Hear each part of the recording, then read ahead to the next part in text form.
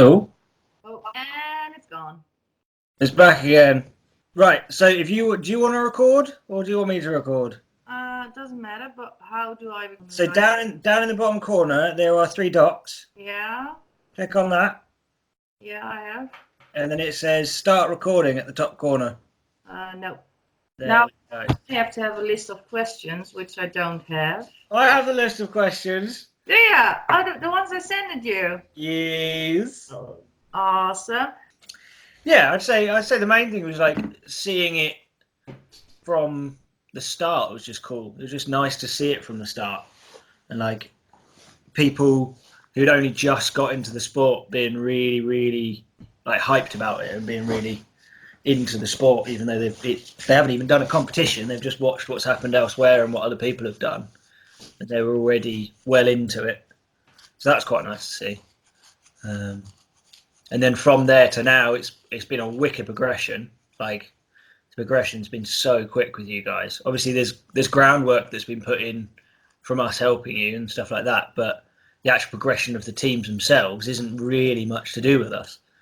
Like how much people practice and how much they improve is on them in a competition, and that's been real quick. Like the progression's been so quick. It's been wicked to watch, and I've been able to see the original teams that started on that first comp and where they are now. It's massive. It's a massive change. But how was the experience to board behind Dutch riders? It was fun. It was fun. It was really cool to ride behind people in a different country.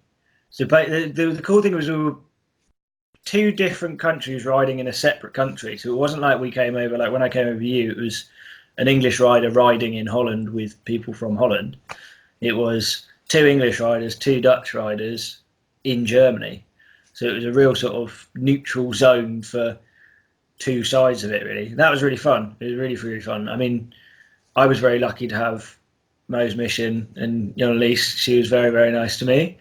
And yeah, cool horse, cool rider. It was really fun. It was really fun to try and ride behind different people, to be fair. What is your best Horseboarding Holland experience? Ooh. I mean, I don't know whether it counts as racing in Holland with the UK lot. That was a pretty good experience. And meeting you guys for the first time, that was wicked. I don't know whether you class that as Horseboarding Holland or not, but like coming over and meeting you guys for the first time, like it's completely out of the blue, like no contact whatsoever. None of us had really been to Holland or anything like that. And then just getting to race with you guys and stuff. That was wicked. I mean, actually, Horseboarding Holland itself,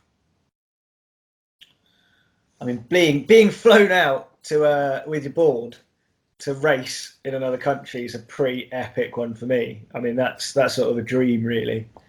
And coming over, it's weird. And I've said it to a couple of people. It's like being like the most minor celebrity. Better question. What was your worst HBH experience?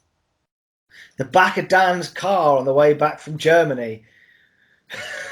And you were able to sleep from Germany back to Holland, that part where you and Ross just sit there in the back. Yeah, we totally abandoned you. I mean, we totally abandoned you. I did offer. Yeah, but Dan just swapped it back again. So, I mean, I offered to go in the front. I was the nice guy. And Dan went, no, I need to speak to Ninka. I was like, haha, yes. Okay, I'm going to put that part in. Like, I didn't realise how much people were into sport over there. Even though they might not be racing or competing, people are still really interested in just riding in the sport and riding as horseboarding. So that was really nice. It was really nice to see somewhere else that it is picking up and see somewhere else that is enjoying the sport for what it is, and then being able to teach people and then being really interested in being taught. And everyone was just lovely. Like everyone was really, really nice. You got a really cool community spirit out there with you lot. So it was just nice to see all of that, really. I think one of the coolest things is coming over after doing the teaching. So like teaching, and then coming over a few months later for that stand-in, I was able to see an improvement or a difference in certain teams that were there on that second training day.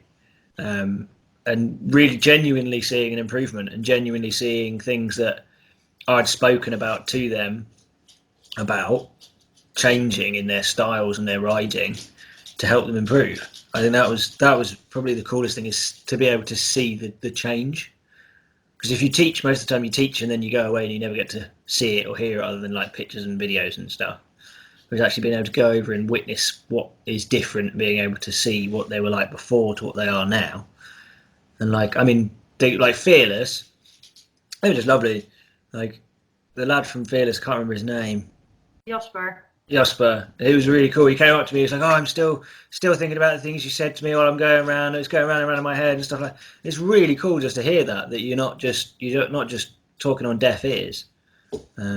So that's probably the nicest thing of doing a training day, is being able to see the change and see that you're helping. The one you predict that will have the biggest progress during the season? Cornelis' son, I think, is already on a massive progression. Yeah, so Henoch, I'd say, is probably the guy I'd say is going to improve. He's already improved a massive amount. Like seeing him from the first season to seeing him like at that training day, like he had all the right shapes, he was in the right positions. I think as he gets bigger, it will help because he's quite small at the moment. So he's having to work so much harder because he's small to hold himself in the right place. He can't use his weight to sort of keep him in the right lines. So as he gets bigger, I think he'll find it easier to control the board and stuff. But the size he's doing wicked, and I think next year he'll just keep improving. Who else? I mean, the guy from Cupcakes, Peter. I think he if he sticks with it and he stays this year and he stays competing, I think he'll improve massively because he looks very comfortable on the board. So I think he'll definitely improve quite a lot. So I'd say they're my two choices for improvement. This is the question I don't want to ask. Somebody else should ask this.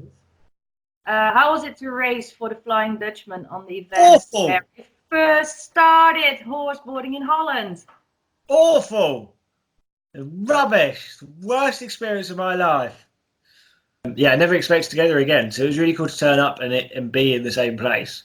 And it was really cool to ride behind you guys. Well, ride behind you and Sonny, and see what you guys can do. Because obviously, like it was before, with riding behind Mose is really cool. Is you see it on video as much as you want, but there's no way of knowing what it's actually like to ride behind that team or that rider or any of that. And it was really fun. It was really cool. It was nice to ride behind someone different and do something different. And I hope that in some ways I could help your team.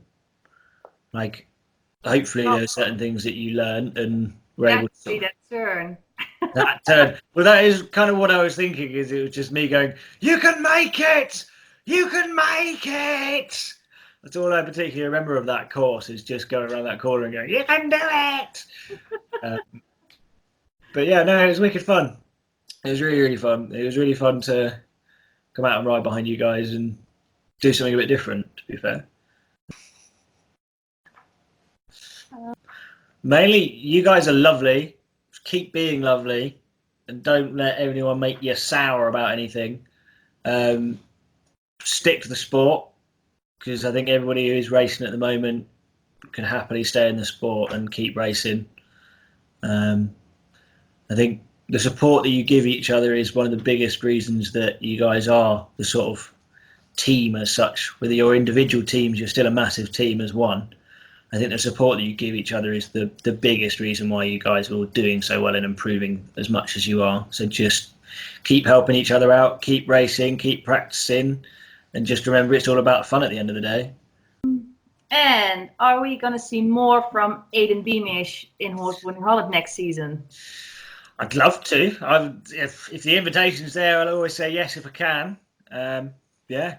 I mean, I would love there to be a European Championship. I think we're probably overdue a European Championship, to be honest. Now you guys have set up and you guys are racing a bit more, and you can give us a bit more of a challenge. And we know that you can do courses and know sort of everybody knows the rules. I think that helps. It's like everyone's on the same page with the rules wise. Like nobody's racing to different standards and things like that, which is wicked because it means it'd be so easy to set up a competition. You know that if we come over there or you come over here, everyone's going to be on the same page. And it'd just be wicked. It'd be wicked to see what you guys are doing now to what you guys were doing before. And now you've got sort of proper teams that are succinct with themselves, so they can actually sort of give it a real challenge and really race rather than just show up. You won't be just be participating. You're going to race. That's what I mean. That's what I want to see. I want to see you guys come in and absolutely smash it, and us have to race to try and hold ourselves up again. Like that's what I want to see. I want to see you guys come out absolutely flying and give us a real challenge. Go to bed. Okay.